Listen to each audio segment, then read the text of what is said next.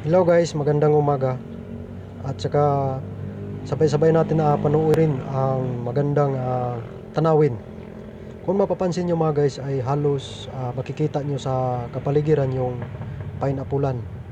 Kasi ang pangunahing hanap buhay ng mga tao dito mga guys yung pineapple.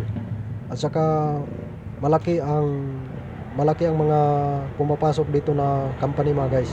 Yung tinawag nilang duli.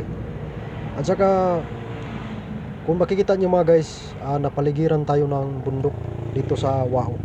Napahinto tayo mga guys at saka nakagawa tayo ng video. Kasi ang mga tao dito mga guys, yung may-ari ng lupa na to mga guys, yung mga kapatiran nating tribe. At saka yung duli mga guys, parang nagre-renta lang siya mga guys. At saka buwan-buwan. At maraming salamat mga guys, magandang umaga.